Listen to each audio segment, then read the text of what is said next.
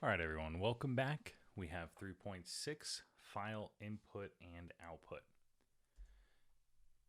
Okay, now what are you going to learn in this lesson? Well, you're going to learn why we need to read and write to files, and how crucial and important it is for how computers work. And then we're going to dive into some basic writing and then reading files with a live code example. And we're keeping it basic there. We're going to introduce you to several steps that you need to take with some real easy examples. All right. Then we're going to dive into some more complete, writing and reading files. And we're going to, when I say more complete, like we're going to bring in some more features. We're going to polish it up a little bit because when we introduce the basic ones, you're going to kind of see, we need more features than this. Okay, than to just do it so simply.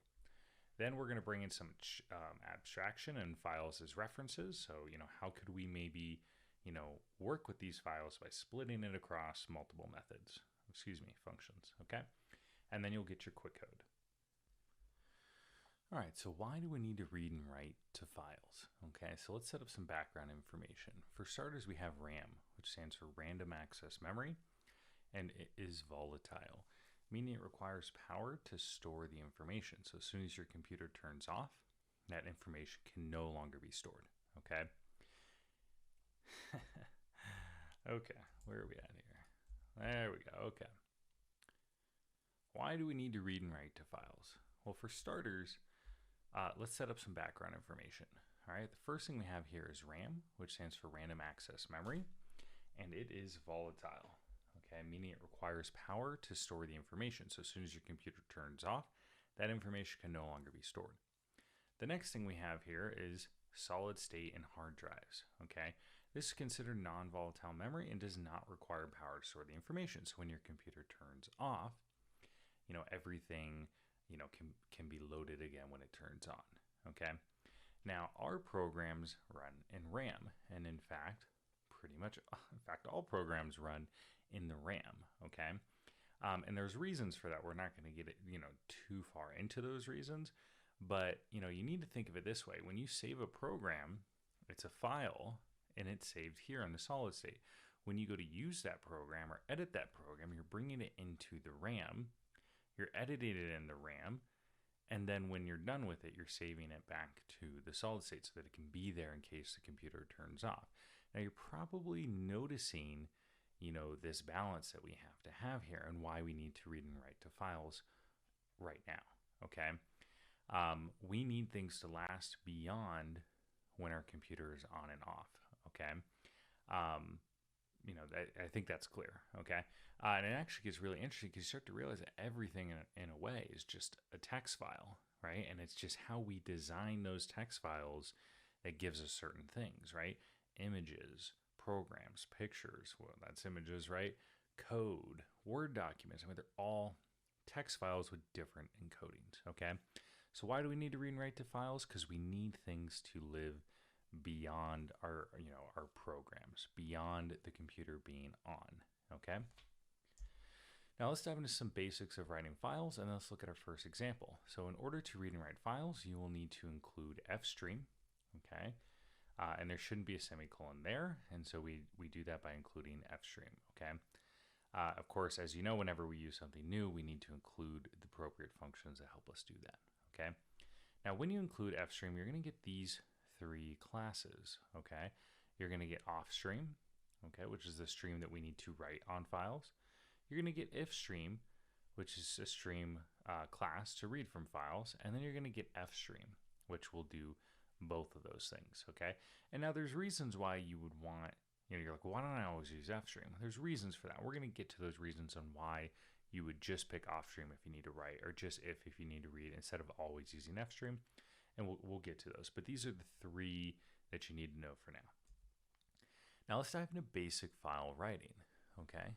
Here are 5 steps, and obviously we have arrows pointing to those steps, that help us understand the basics of file writing. So the very first thing that you have to do is you need to create an object of the ofstream class, okay? So that's step 1. Now you do that by just going ofstream and then giving it a name. I chose to give it file because we're opening files, okay? Once you have your object, you need to open a file with it. So I'm going to use the object name file dot and the function open, and I'm going to pass it the name of the file. Now at this point, this file does not need to exist, okay? So, at the time of this writing, myfile.txt does not exist, okay? And txt is for text file, and that's okay, all right? Now, if this file did exist, it would write over that file, okay? So if there was anything in there, it would just completely write over it, okay? So you need to be careful what you open and what you write on. Now, the crucial part here is that this has to be a C string, a string literal between quotes. And we have a way, so basically what I'm trying to say is that if you created a string variable for the name and passed it that, it would not work unless you jump through some extra hoops, which we'll do later, okay? Now, after you open the file, this next part is optional, but it is something that you should be doing, is you should check if it's open. And the file object gives us a function called isOpen that returns true or false on if it's open or not. So if it is open, we can do our code to write to the file. If it's not, we can write, hey, this didn't open, and then maybe we could try it again or try and figure out what's wrong, okay? Now, the actual writing to the file part is really easy. Look at these 2 lines here we wrote to the file, and notice this looks exactly like doing cout, right? The only difference would if this was a cout is that instead of file, we would put cout. This works because cout and our offstream file here are both streams, okay? And so we can write to them the same way, and here we're just using the insertion operator, and I can put in new lines the same exact way that I would if this was my terminal output, okay? So that part's really no different. We're just inserting it into the file here, okay? Now this last part's very, very important. Make sure you close that file so it's no longer in the RAM and it's being saved to the hard drive, okay? Very, very important to close it, or else you're not going to see any of this, okay? Now that's a basic file writing. Let's look at basic reading. And notice how we pretty much have the same exact 5 steps here. If you see that, right? The only difference is the first step, instead of ofstream, we have ifstream, because that's what we need to read files, right? We're still opening the file the same way, and here this does need to exist now because we can't read something that doesn't exist, okay? And one difference is I'm creating an arbitrary variable to store the information that I pulled out, okay? I still check if the file is opened, and then here's my second difference is, look, this looks just like a cin. Instead of the insertion operator, I'm using the extraction operator. Take from the file and put it into my temporary extracted variable here, okay? And then that way I can print it out later or do whatever I need to. I can save it to one of, a variable, anything, okay? Like, if I was saving information about a player or student, I could load it into the proper variables there. And then again, I'm closing it. So it's like the same exact thing, except for I use the extraction operator instead of the insertion operator. And that's it, okay? Now let's do a live code. Let's test these out, see how they actually work, okay? All right, so here we have a file that has a lot set up, okay? So I've declared our simple write and our simple read functions, okay? And I've written a little bit of starter code right here. In fact, let's scroll this down a little bit. I've written a little bit of starter code using a switch statement. Now, I haven't shown how to use a switch statement yet, but I know it's something you guys can pick up on the fly. A switch statement is just like an if statement, okay? It's just designed a little bit differently. And I think it's more convenient for when you're trying to make the user pick between a bunch of different options, okay? So let's break this down, okay, so that we can get into actually implementing. So I have a, Boolean variable here that's set to 1 so that our while loop runs, okay? I ask the user to choose their file operations, whether they want to write or read or stop, okay? And I put that in response. Now to use a switch statement, you just say switch and you pass it the variable you're checking, okay, which is response, which is an int, okay? Now, your cases is what you're looking for the user to say. So I was looking for the user to say 1, 2, or -1. So I make my cases 1, 2, and -1. So instead of going if response equals 1, I can just go case 1.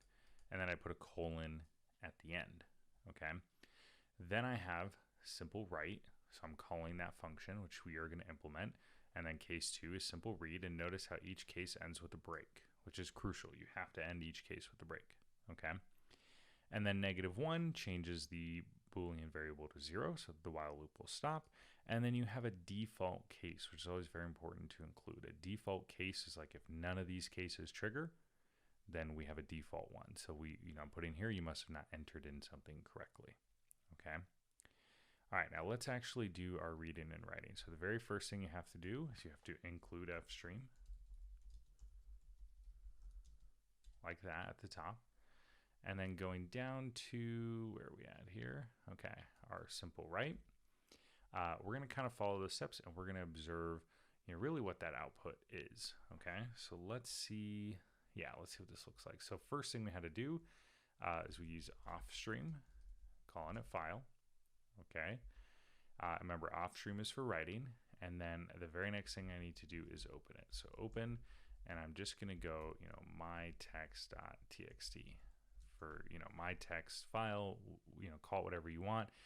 I'm using the .txt because I'm only putting text in, but you can go .c, .c++, it's just your computer is going to think it's something else, okay? So text file, I'm just letting you know it's text. That's all I want you to render it as, okay? I need to check if it actually opened. So file dot is open. And if that returns true, let's write to our file. So I'm going to write to the file, and I'm just going to put 2 statements. I'm not even going to use an endl this time because I want you to see what happens. So, line 1 of writing, and let's go line 2 of writing and observe what happens, okay? Now, I need an else statement. If it didn't open, let's print out to the screen. The file didn't open. Let's use an endl there. And then finally, we need to close the file so that it actually closes, okay? So I'm going to compile this with G++, main.cpp. Everything is going good. Let's run our program. And we're being asked, obviously we're getting prompted here, and I'm setting this up so that we can keep expanding on this program. Let's write to our file, okay? And of course, here I'm just going to exit at this point. And I'm doing it that way because, I know at this point it doesn't seem like we need a while loop, but I'm building to scale so we can add more features and more functions, okay? So I'm already exiting out, all right? Now, if I go to open, all of a sudden, sorry, I know that it's not very visible. All of a sudden I have a text file here. And look at this, line 1 of writing, line 2 of writing. Notice how it's all on the same line. That's how it's gonna treat it at first. So let's go back and let's put that endl here so that we get a new line. And let's do it for both of these, okay? All right, now I'm gonna run the same thing. Now look over here, right? We have this file already and it has this line. Watch what happens when I run this very same thing again, okay? So I compile, I run, I'm choosing write to file, -1 to exit, okay? And I go back to my file and look at that, it's different now, right? It completely erased everything that was there and it put the new, stuff that we had. When you write to files simply, like we've been doing now, it will write over everything that is there, okay? And so we're gonna learn some ways to deal with that, learn how to append. That's where we're gonna get to the more complete examples, okay? Now the next thing is simple read, okay? Very similar, we use ifstream. All right, we do file.open, and I'm sending it to mytext.txt. I check if it's open. And then I'm going to extract from it. And so I'm going to create that arbitrary variable, so string extracted, set it equal to just nothing, okay, so that I can pull from the file into that variable. So I'm going to go file, and just like I would with cn, I'm sending it to extracted, okay? Now I write the other part, so here I'm saying that if that didn't happen, the file must not have opened. Oh my goodness. Okay. And then we need to close our file. Okay. Now, We're going to call G++. We're going to recompile that. I'm going to run it, and this time I'm going to go right into reading the file. Okay. Now it's dawning on me at this point that we wrote no way of going, hey, we read this from the file. Okay. So let's stop this program and let's go back. And how about after all of this? In fact, how about even after closing our file, we do this. I read this from the file. Okay. And I'm going to send extracted. All right, let's recompile, rerun. Let's choose to read because the file already exists, right? And you can see here, I chose option number 2, and look at this. I read this from the file, and look, all I got was line, okay? And the reason for this is that when you read from a file, it's just going to read until the next open character, okay? Which is kind of a problem, right? Like, we wrote a whole line, and we want more than that, and that's what we're going to get to with more reading. Now, if I did this again, in fact, let's make another variable. Let's go string, just call it extracted2. And if I call file again, or extract from file again, and let's do this, copy, and let's paste it. And we'll call extracted2. Okay, let's see what happens if I just directly read again from the file. So compile, run, read from the file, and look, we got the first 2 words, right? Line, and then 1, okay? Now, there's going to be ways where we can read a whole, line at a time or word by word until we get to the end of file, but I just am showing you very simply that this is how we start to write and this is how we start to read, okay?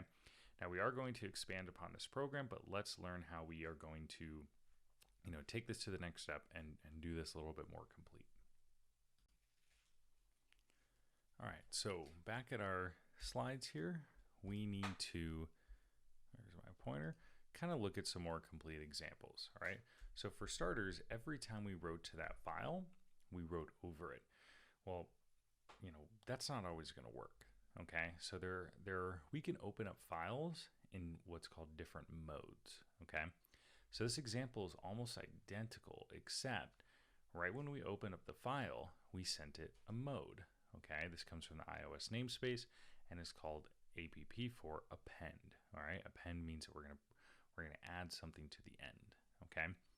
Now, ofstream is gonna default to a different mode called out, right? Which is set up for output operations or for writing.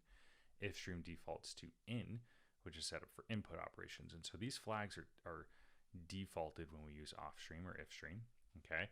And then fstream is actually going to default to using both the in and the out because it'll be open for input and output operations. Now, we can set the file mode to be, appending also. We left it out before, and so it just wrote over. And there's even other ones. We can even set it to be in binary mode so that we can read it in that way instead of reading it as text, which is important sometimes. And there are more modes than this. I just found these to be the most useful for now, okay? Now, you can include multiple types, right? You just need to separate by the bitwise operator. So if I want to append and I want to append in binary mode, I just put a single vertical slash. So I would have done it right here, iOS append, and then space, a single vertical slash, and then put iOS binary, okay? But other than that, appending is the same. We just opened it in a different mode. Now, reading the entire file contents is a little bit more work than just simply changing the mode, okay? In fact, here I wrote a single read grabs only 1 line. That's not even true. A single read grabs until a space or an X line, whichever comes first, okay? And each additional read will not grab an X line. It'll grab the next till the next space, okay?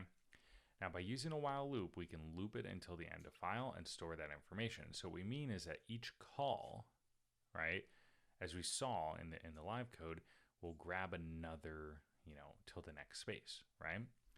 Well, in order to get it line by line, if you remember the get line, we sent it cin before, and a variable to store it to. So we send it a stream and a place to store. Well, now it's like the same thing, except for we're sending it the file, which is our stream. So we're going to get line from the file, and we're going to store it into a temporary variable. Okay. And then every time we keep calling this, we'll get the next and the next and the next line and the next line and the next line until we reach EOF, which stands for end of file, which is a special character at the end of file that lets us know we're at the end. Okay. Now, hopefully you're starting to see why C++ is structured in a certain way, right? You know, if we look back to this example, sometimes, look at this, using cout or file writing is almost identical, which is not something you see in a lot of languages. They're normally very different in how we would treat file operations versus printing to the screen. Okay, now, if you look here, after we get line, I'm taking this temporary variable and I'm immediately storing it in a string called store. All right. And the reason for this is every single time getLine is called, it's going to override temp. And that's the perfect use for temp variables. Like, I just need this to last until the end of the while loop so I can do other stuff with it. And then it can be, written over, no worries. Okay. All right, let's take a peek at what these examples are going to look like. Okay, so I'm adding two functions to our program, simple append and simple read all. And you can see that they're ready to be defined down here. But I'm going to show you a little bit of working with this switch case now to kind of help you if you are interested in using those.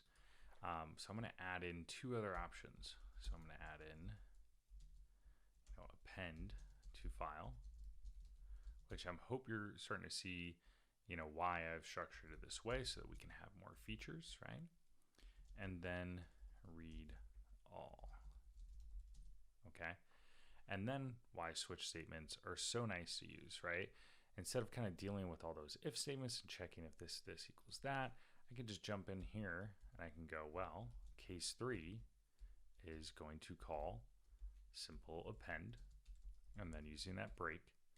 And then case 4 is going to call simple read all and then break, boom. It's all added in now, right?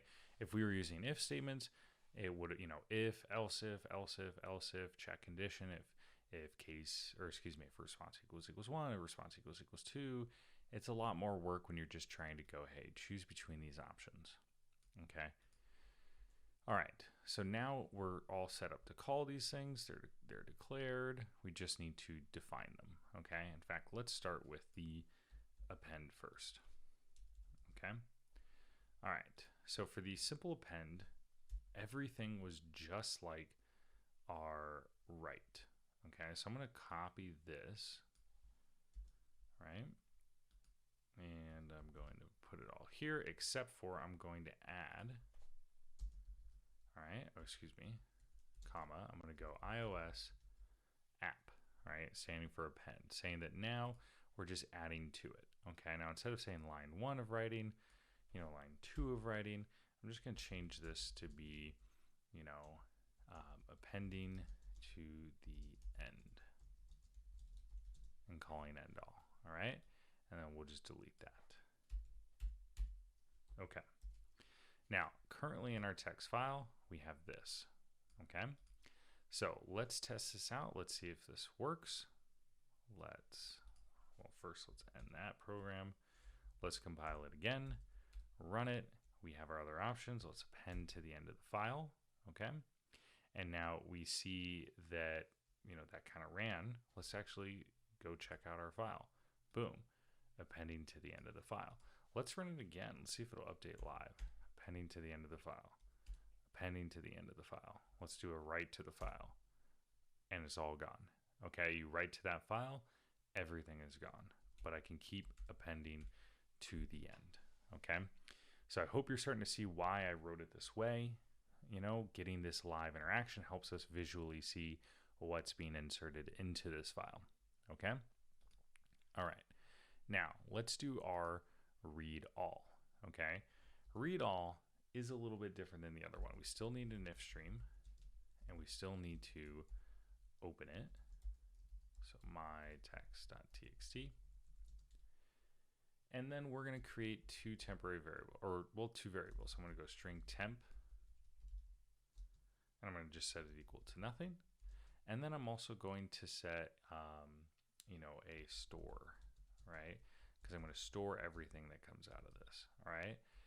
Now I'm going to, I'm going to check if the file actually opened. So file.is open, okay? And if it is open, we're going to read the whole thing. So we're going to go while, and we're going to call get line, and we're going to pass it the file and the place we want to store it in, which will be our temporary variable. And then the first thing I'm going to do is kind of, get that out of a temporary variable and store it into something more permanent by using plus equals. And then I'm going to just throw in a new line character at the end, so that after we read a whole line, we still preserve that. Because when we call the whole get line, memory serves that wouldn't be stored in there, okay? The new line character, all right? I'm going to implement the else. So this file didn't open. And then I'm going to close the file. Okay. Now, this doesn't show us the read, okay? So we're going to, let's do it after we close the file so we can kind of prove that this is living after we've worked with that file. Let's just print out what's in store. Okay. Now we need to recompile this. Okay.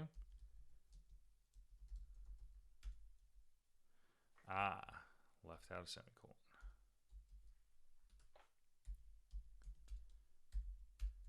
Okay, let's see what's in our current text file. We have all of this. Let's jump right into reading the whole thing, okay? And we can see already, boom, I chose option 4, and the whole thing is printed out, including that extra new line from the last read, okay? Now let's just write over that file and see that this is all working correctly.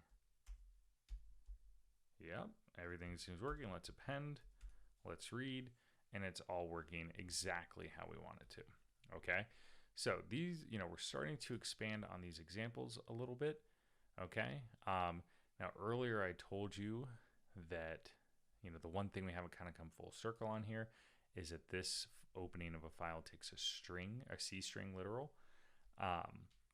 And I'm going to show you how we can get around that, maybe get, the information from the user stored in a string in the next one. We're going to segue to using fstream now. Okay, so here we're going to look at, bringing a little bit of abstraction and file references.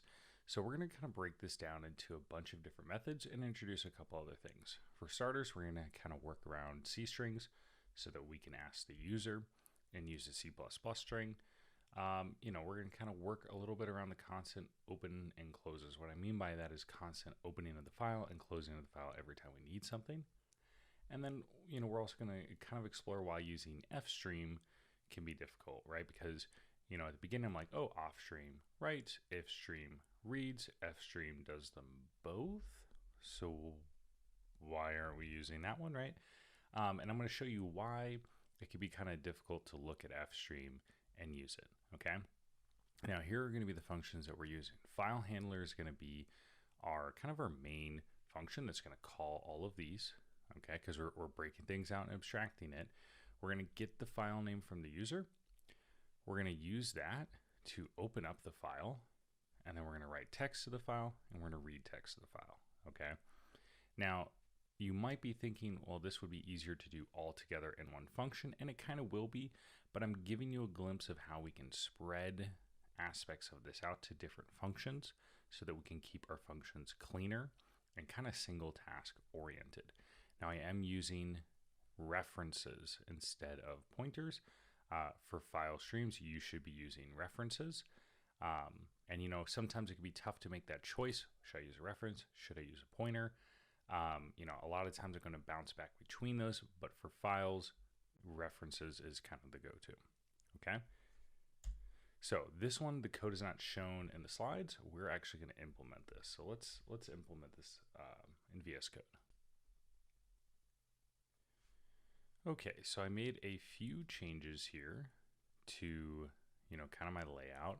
And I added this outline over here that shows me all of the functions I have, all my declarations up here, and all of my functions down here. I just find it to be something that, can be very useful. I'm like, oh, what was the name of that function that I need to call? What argument does it take, and so forth. Okay. Now I've already implemented a couple things, right? I added these function declarations that we're going to be using. And in fact, let's just bring this over. I know it doesn't matter, but let's just bring that over.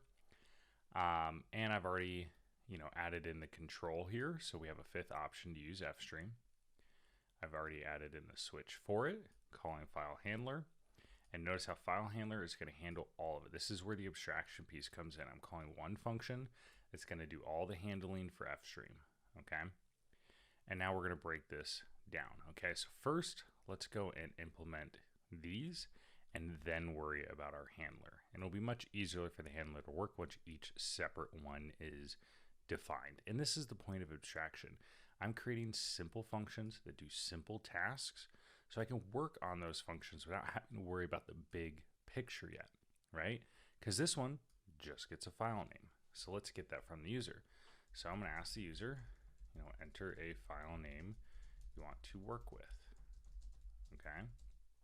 I'm going to create an arbitrary variable for it, call it file name. And we're going to see into file name, and then we're just going to return it so that someone else, that's calling this can have this. Now you may be going, that's a little bit extra, right? But think about it. Now every time I need a file name, I have a function to get it from the user. Okay. Now the next one is opening of the file. The good part of using references instead of pointers is when we use a reference, we can just use the standard syntax that we would use if it was just a regular file. With pointers, we have to use the other syntax with the arrow operators and, those other things, okay? So here, the first thing that we're going to do is we're going to open this file given the file name here, right? Because we're assuming that there already is an FStream object. That's what we're taking here, okay? And the name, so we need to open it, okay? So we're going to go file, open, and we're going to pass it file name, but we're going to use this function right here, this str. And basically what this does is it takes, and I need to put parentheses on that, it takes a C++ string and returns a C string, okay? Okay. Now we're going to check if this is open here. Notice how this is, returning a true or false, and we're going to return true or false whether it's open or not. So we're going to go if file.isOpen, return true, okay? Else return false, okay? Now, the reason why we're doing this here is, that should be done when we open the file.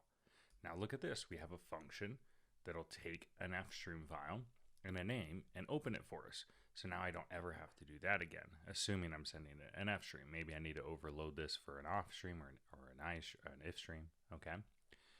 Now here again, we have write text. This is going to take, again, a file reference, which let's do that again. Let's move that over. Okay, and it's going to write some text to it. Well, at this point, we're assuming that if we're writing text to a file, this has kind of an implicit parameter that the file needs to be opened. Now, is that stopping someone from calling this function if it's not correctly open? No, right? But I'm writing this function under this assumption that the file needs to be opened. So that means I can go right into writing on the file here. I can go file, and this is me writing to a FStream file, okay? And that's it. That's a void function. And then the same thing with reading, okay? Let's create an arbitrary variable store, and let's extract from file into store. Boom. Okay, and let's just, in this method, normally, storing it may be good enough. Maybe we would return that string instead of using a void. But for our references, let's verify what we read, okay? So I read this from an FStream file. And then let's print out store. so that we can get that all, kind of verify what we read, okay? Now, all these separate methods are implemented now, and now we can call file handler. This is that abstraction, that top-down design, to bring it all together. So the first thing we need is to get that string. So string file name equals get file name. So now it's going to call the get file name method that we already implemented, return that there. Boom. Now here, we are also actually going to create our fstream file. Now this has to do a little bit of scope. I can't create it here because once this function ends, that if I created it here originally, if I wrote this there, then that would disappear, right? Function scope. At the end of that function, all that stuff's getting released. The only reason why we're able to do it this way is because we're passing it as a reference. So if I create it in file handler, when file handler is done, when this function is finished, this fstream file will be released, which is okay because when this ends, I should be done working with that file. Okay? So I have created file, I have a file name, we need to open it. So I'm going to use if open file, and I'm going to pass it my file, and I'm going to pass it the file name that I got from the other function. And so if that opens, we can, it is open, right? So because we returned a true, let's write our text, okay, which needs the file again. Oops. And let's read that text also. Let's just do them both, okay? And that takes, yep, they both just take the file, okay? All right, then we're gonna have else. All right, if this didn't happen, then the file never opened, okay? All right, okay. I think, oh, and then we have to close our file. All right, okay.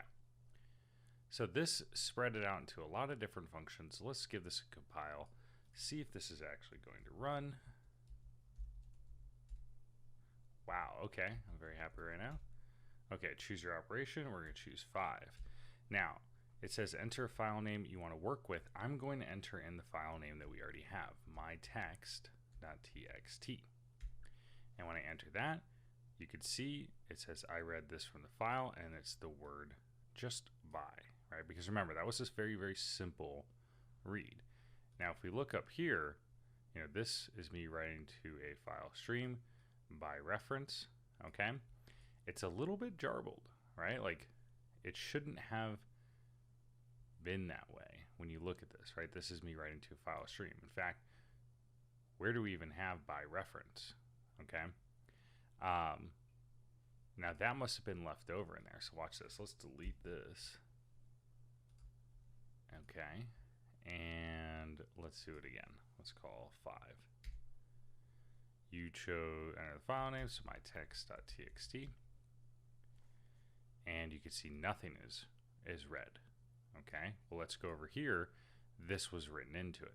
So what on earth is going on? Okay, here's the thing you have to understand about fstreams.